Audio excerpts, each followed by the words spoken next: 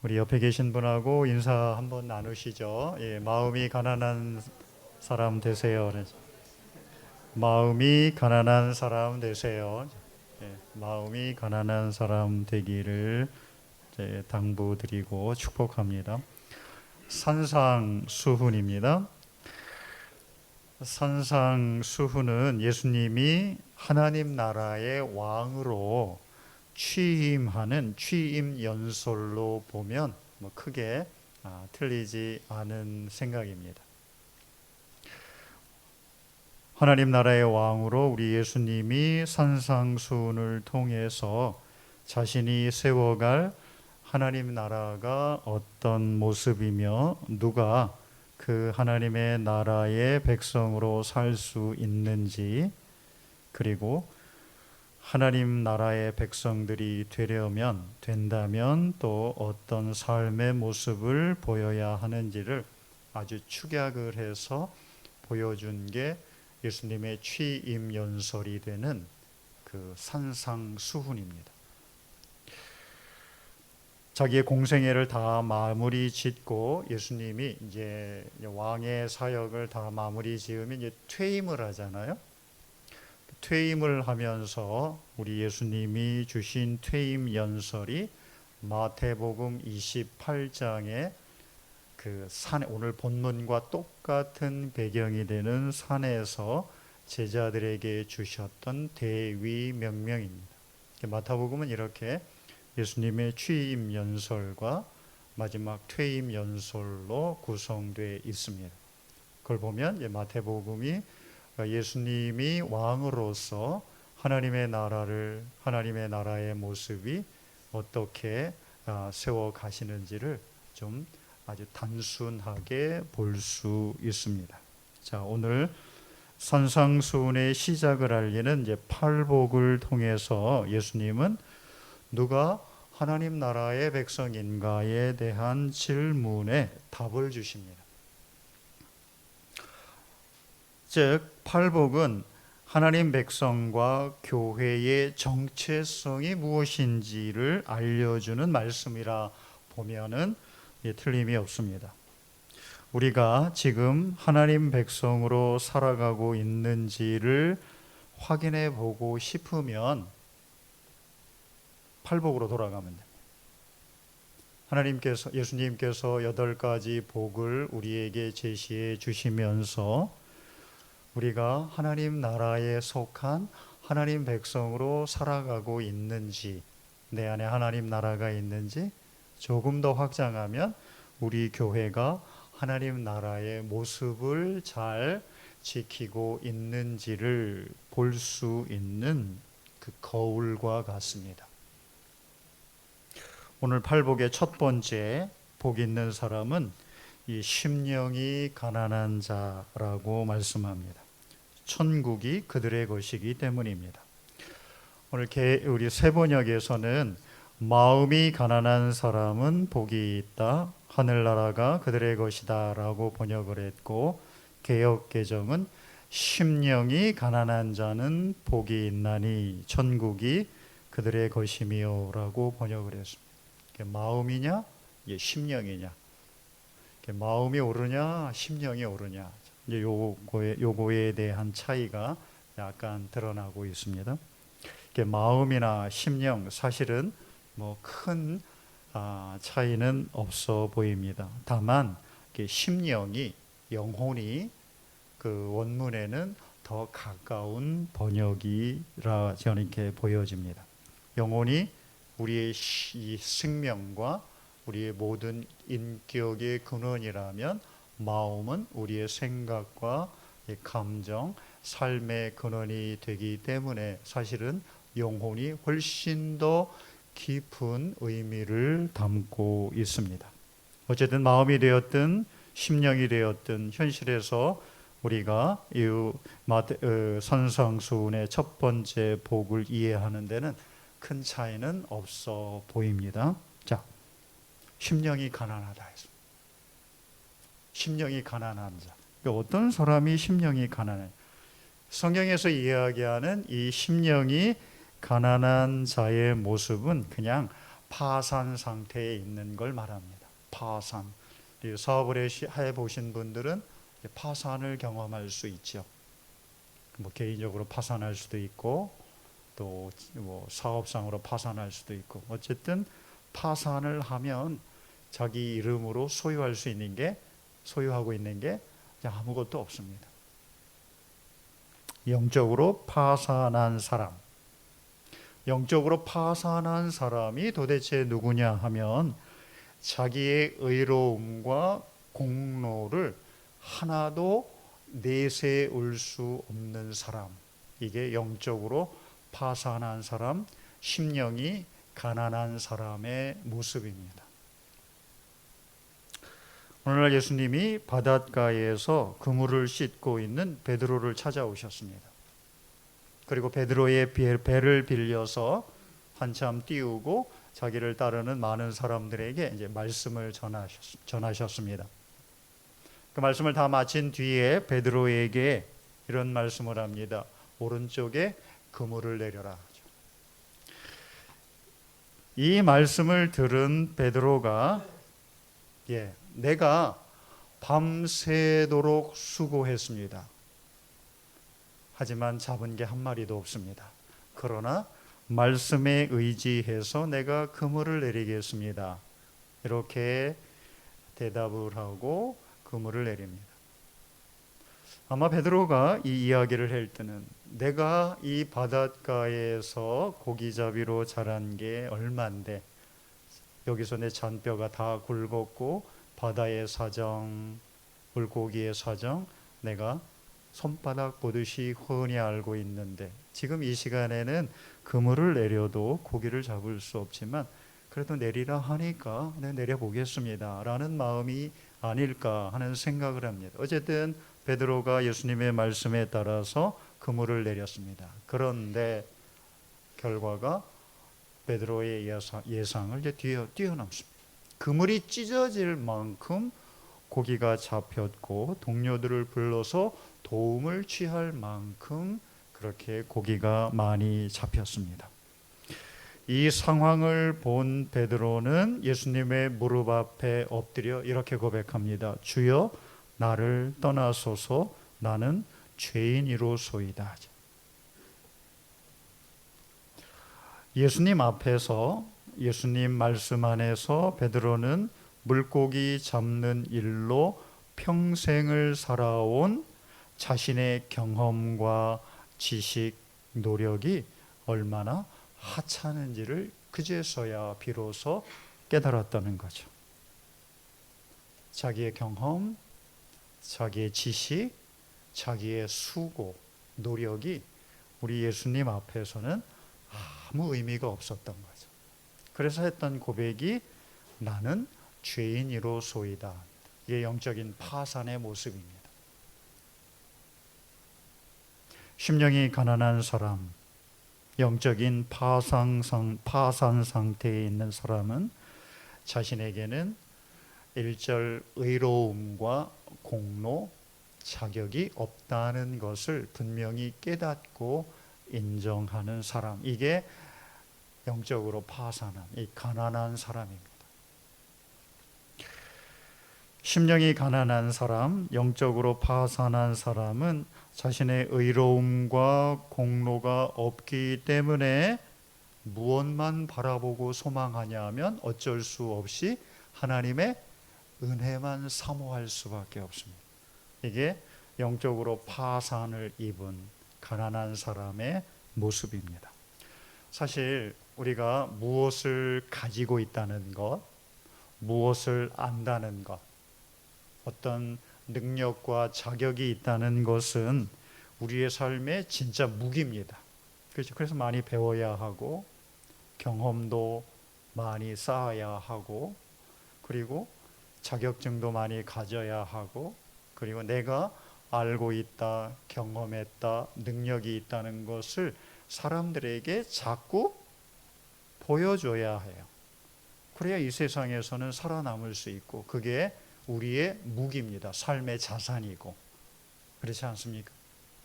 그래서 어떻게 해서든 많이 배우려 하고 이력, 경력을 많이 쌓으려고 하는 게 맞습니다. 그런데 이런 세상의 삶의 방향과는 정반대의 입장에서 하나님 백성들, 하나님의 나라를 이야기를 합니다. 근데 그게 도리어 하나님 앞에서는 방해, 걸림돌이 된다고 우리 예수님이 말씀합니다. 왜 그런가 하면 우리가 무엇을 알고 있고 무슨 능력이 있고 어떤 경험이 있다는 것을 우리가 아는 순간 하나님보다 내가 가지고 있는 것을 먼저 생각하고 의지하기 때문입니다. 우리가 신앙 안에 있을 때 시련이 다가오고 어려움을 겪을 때 제일 먼저 무엇을 떠오르는지를 보면 우리의 신앙의 주소를 확인해 줄 수 있습니다. 갑자기 문제가 생겼을 때 저 같은 경우는 이 문제를 어떻게 풀까부터 생각을 합니다.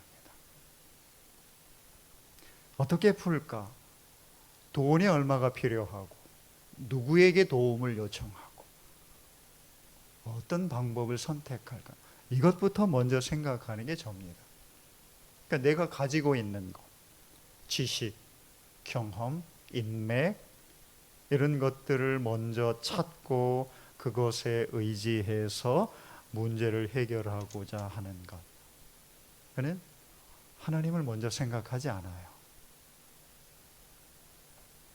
그래서 우리가 무엇을 알고 있고 무엇을 가지고 있고 어떤 경험을 하고 있다는 것은 하나님의 앞에서 하나님 나라에서는 우리가 넘을 수 없는 걸림돌이 된다는 것을 우리는 분명히 보아야 합니다. 그래서 예수님은 심령이 가난한 자, 영적으로 파산한 사람, 즉 내가 하나님 앞에 내세울 수 있는 의로움, 거룩함, 공로가 하나도 없을 때에 비로소 우리가 하나님의 은혜를 사모할 수 있다고 그렇게 이야기를 하고 우리에게 영적인 파산 상태가 없는 영적인 파산 상태에 있는 가난한 심령을 요구하고 계십니다. 영적으로 파산했을 때 내가 아무것도 내세울 게 없고 가진 것 없을 때 비로소 우리는 하나님을 간절히 찾고 하나님의 은혜를 사모할 수밖에 없습니다. 어느 날 두 사람이 기도하려 이게 하나님 전에 왔습니다. 한 사람은 목사고 한 사람은 교회도 안 나오고 뺀질뺀질 그냥 이리 피하고 저리 피하는 두 사람. 근데 목사님이 그 사람 옆에서 이렇게 제 얘기하는 거예요. 그 사람이 이렇게 보면서 아이고 한숨 푹 쉬면서 아유 무슨 낯짝으로 또 하나님께 왔어. 예배를 제대로 드리나 주일성 여기 아무도 없어요. 예배를 제대로 드리나 주일 성수를 하나 헌금을 제대로 하나 그러면서 그냥 아유 그러면서 이제 자기 얘기를 하는 거예요. 하나님 그래도 저는 저 사람보다 저 성도보다는 낫지 않아요? 예, 저요 주일 예배 새벽 예배 꼬박꼬박 드리잖아요. 헌금도 열심히 하잖아요. 이렇게 드렸네요. 근데 이제 이 사람은 엎드려서 울면서 흐느껴 울면서 하는 이야기가 하나님 내가 하나님 앞에 내세울 게 아무것도 없습니다. 그리고 끝이에요. 나를 받아주셔도 받아주지 않아도 내가 하나님께 할 이야기는 아무것도 없습니다. 그저 나를 불쌍히 여겨서 나를 받아준다면 그거 이상 더 바랄 게 없습니다. 이렇게 말았어요. 이게 영적인 파산 상태에 있는 사람의 모습입니다. 이것을 우리 예수님이 바리새인과 세리의 비유를 통해서 우리에게 가르쳐 주셨습니다. 세리는 하나님 앞에 내세울 것도 자랑할 것도 하나님 앞에 인정받기 위해 자기가 의지할 것도 없었던 사람입니다. 죄인으로서 할 수 있었던 것은 오직 하나님이 나를 받아주시기만을 바라는 은혜뿐이었습니다. 은혜, 은혜, 은혜. 거저 주시는 선물. 자격은 없지만 우리를 받아주시는 하나님의 사랑. 그냥 그것만 의지하고 은혜만 사모하고 은혜만 바라봐야 했던 게 세리고, 그때 하나님께서 그를 받아주셨습니다. 심령이 가난한 사람은 복이 있는 사람입니다. 왜냐하면 하나님의 나라가, 천국이 그들의 것이기 때문입니다. 천국은 우리의 공로나 의로움으로 얻을 수 있는 것이 아닙니다. 하나님의 나라는 하나님의 은혜로 주시는 선물입니다. 선물. 마지막 심판 날에 사람들이 주님 앞에 섭니다. 그때 많은 사람들이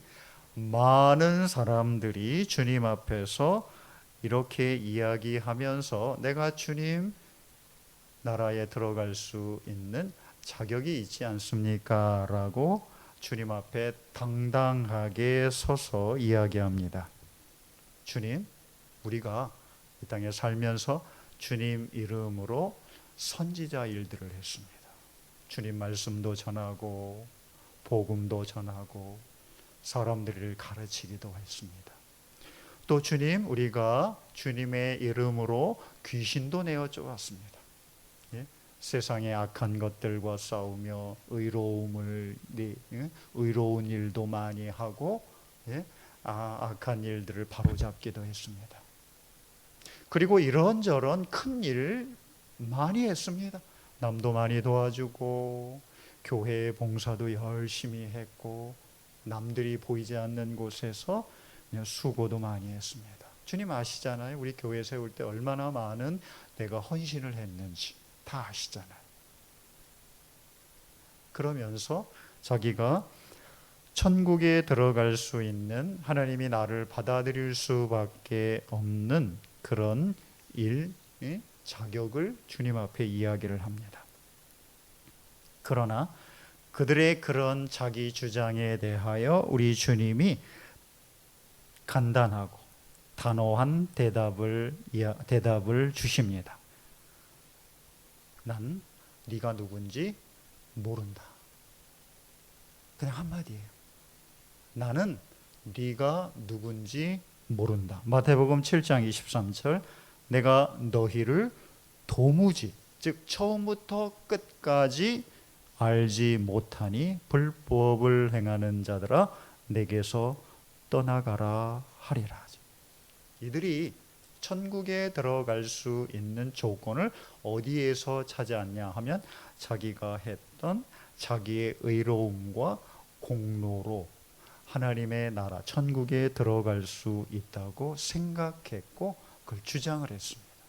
그때 우리 주님의 말씀은 내가 너를 도무지 처음부터 끝까지 너는 나와 상관이 없는 사람이야 라고 답변하면서, 나와 상관이 없는 내가 왜 내 옆에 왔어? 네가 의지했던 공로, 너가 그렇게 자랑하는 의로움, 그거 따라가라고 이야기하셔 내쫓으셨던 거죠. 하나님의 나라는, 천국은 내 의로움이나 내 공로가 아니라 하나님의 은혜만으로 주어지는 선물이라는 것을 우리 주님이 이 비유를 통해서 말씀하셨습니다. 천국은 오직 하나님의 은혜로만 받을 수 있는 선물입니다. 그래서 영적인 파산 상태에 있는 나에게는 손톱만큼의 의로움도 공로도 없다고 스스로 인정하고 그 영적인 파산 상태에서 하나님 앞에 선 사람들이 하나님의 은혜 가운데 천국을 선물로 받을 수 있다는 게 오늘 예수님의 말씀입니다. 그래서 심령이 가난한 자가 복이 있고 그들이 하나님의 나라를 선물로 받습니다. 자, 여기서 이제 우리의 한계를 이제 물어야 됩니다.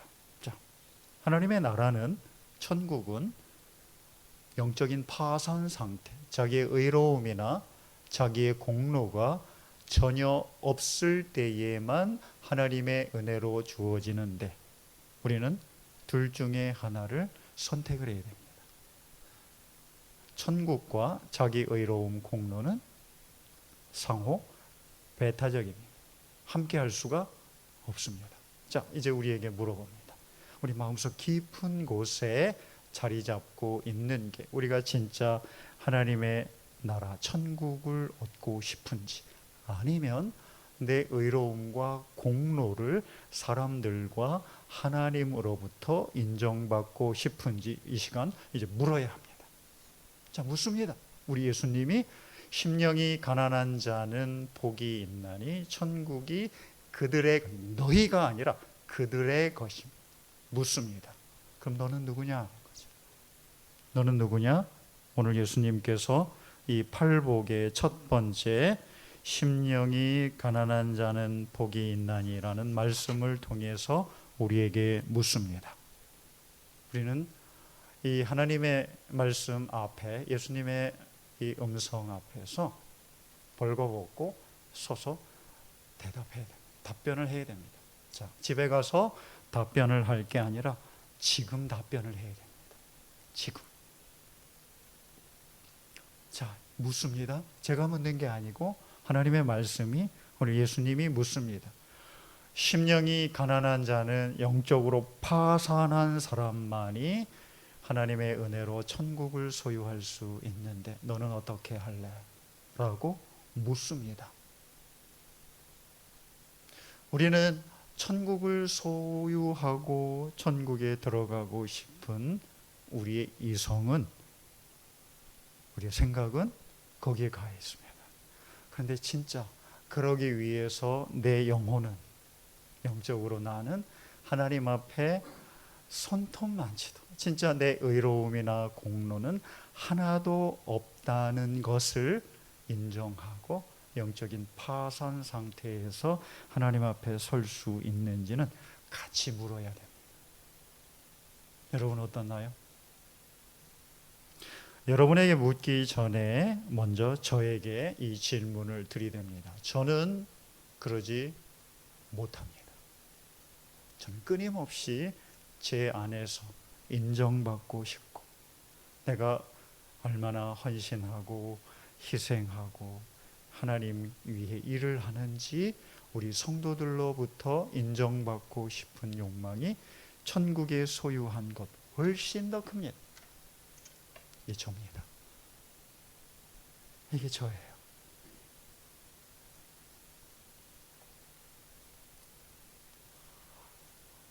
저만 그렇겠습니까? 사실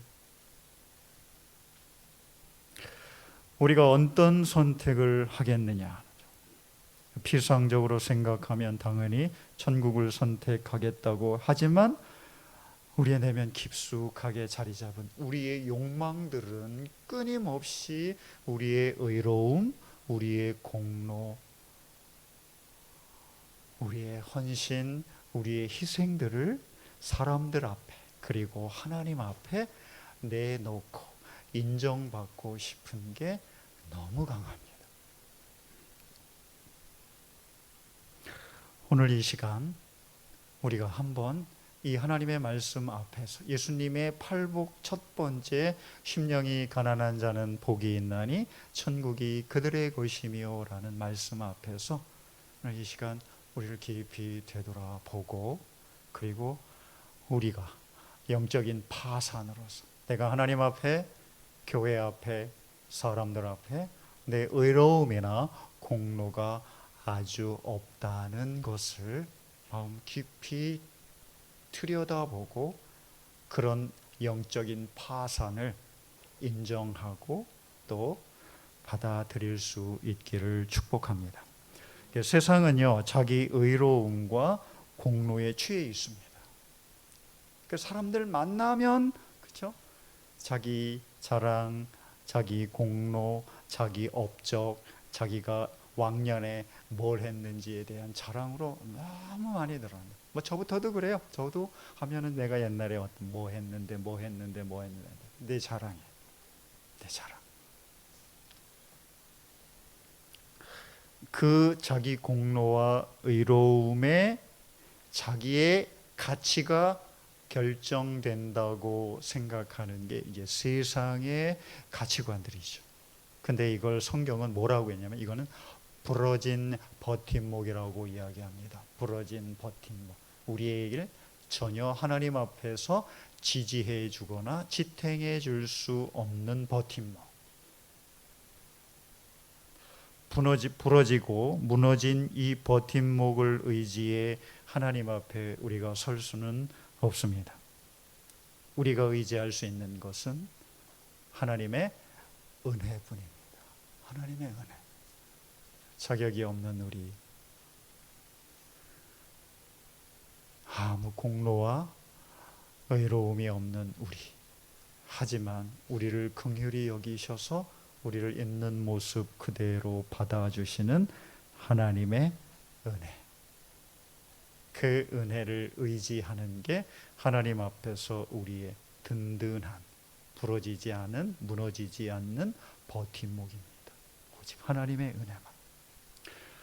현실적으로 우리의 자랑과 우리의 능력과 우리의 의로움을 의지하면 그게 딱 부러지는 순간 우리는 무너지고 맙니다. 그리고 우리가 의지했던 공로나 의로움보다 더 크고 더 강한 의로움, 공로를 가진 자 앞에서는 우리가 또 무너지고 설 자리를 잃어버립니다. 그러나 어떤 사람 앞에서든 어떤 상황 앞에서든 우리가 자유하고 우리의 삶의 가치를 잃지 않는 길은 나를 있는 모습 그대로 받아주시는 하나님의 은혜뿐입니다. 하나님의 은혜. 예수님께서 8가지 복을 이야기하시죠. 심령이 가난한 자, 애통하는 자, 온유한 자, 의에 줄이고 목마른 자, 긍휼히 여기는 자, 마음이 청결한 자, 화평케 하는 자, 을을 위하여 박해를 받는 자. 각각 8가지 복 있는 사람에 대하여 각각 예수님께서 축복의 모습을 약속하셨습니다. 근데 이 8가지 복 중에 첫 번째 심령이 가난한 자와 마지막 8번째 의를 위하여 박해를 받는 자, 요 2개의 복 있는 사람이 얻는 축복은 하나님의 나라입니다. 똑같아요. 처음과 마지막의 복은 하나님의 나라입니다. 근데 중요한 거는 요 첫 번째와 마지막 이 2개의 축복, 천국이 그들의 것임이라는 이 2개의 복은 현재형입니다. 현재형. 그리고 나머지 그 안에 있는 6개의 복은 미래형입니다. 미래에 받을 현재 천국을 소유할 수 있는 현재형이죠. 누가? 지금 나중에 아니라 지금 영적인 파산으로 내 의로움과 공로를 인정하지 않고 가난한 마음 심령으로 살아갈 때에 지금 우리가 하나님의 나라를, 천국을 소유하며 살 수 있다고 우리 주님께서 우리에게 그리 말씀하십니다. 사랑하는 우리 시은소교회 교우 여러분, 이제 결단합시다. 우리가 진짜 의지할 수 있는 것은 우리의 공로나 의로움이 아니라 하나님의 은혜뿐이라는 것. 이것을 우리 마음속 깊이 새기고 이제는 더 이상 우리의 공로나 의로움을 자랑하며 그곳으로 내 신앙과 삶의 가치를 결정하려 하지 않기를 바랍니다. 그냥 나는 아무것도 없는, 할 수도 없는 사람입니다. 주님, 이런 나를 긍휼히 여겨 주옵소서. 나를 받아주옵소서라고 하나님께 간구하는 믿음으로 사는 저와 여러분 되기를 축복합니다. 자, 하나님께서 우리를 그 죄와 이 죄의 모든 저주에서 구원하기 위해 예수님을 보내셨습니다. 예수님을 보내시는데 예수님을 그 왕궁에 보내신 게 아니고 높은 지위의 권력의 부자의 권세 있는 자로 보내셔 이 일들을 이루신 게 아닙니다. 그죠? 우리 잘 알듯이 예수님 어디로 오셨어요? 마구간으로 오셨어요. 가장 낮은 곳으로 오셨고 가장 가난한 자들 속에 오셨습니다.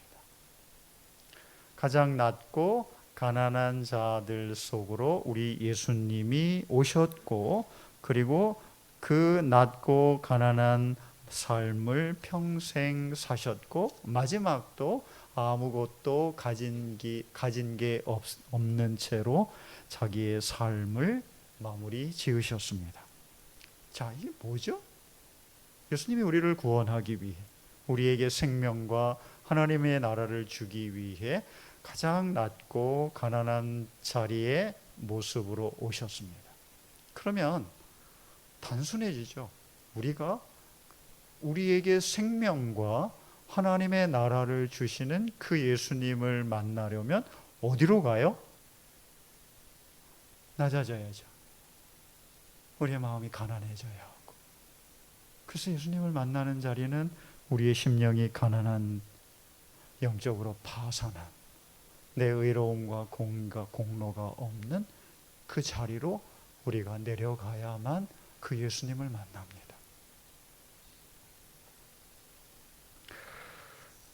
교우 여러분, 우리 이제는 가난한 심령으로 살 수 있기를 축복합니다.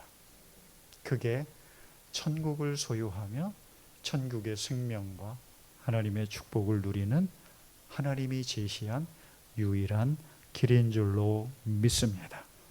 우리 시은소 교회가 영적으로 파산하여 오직 하나님의 은혜만 바라보고 의지하고 소망하면서 살아가는, 그래서 하나님의 나라가, 천국이 우리 교회 가운데 그리고 우리 성도들의 마음 그리고 삶 가운데 가득하기를 우리 주 예수 그리스도의 이름으로 축복합니다. 우리 이 시간 우리 함께 같이 우리 기도하는, 우리 기도로 결단하는 시간을 좀 가졌으면 좋겠어요. 그냥 뭐 소리내서 부르짖지 않아도 좋아요. 조용히라도 하나님, 이제는 내가 내 의로움, 내 공로 그거 의지하지 않을래요. 그거로는 내가 결코 하나님 나라에도, 하나님 만나기도, 하나님의 음성을 제대로 들을 수도 없어요. 그저 하나님 은혜 사모하고 이런 나를 받아주시기를 바라는 그 간절한 한 은혜를 사모하는 마음으로 살래요 라고 우리 잠시 같이 기도하겠습니다.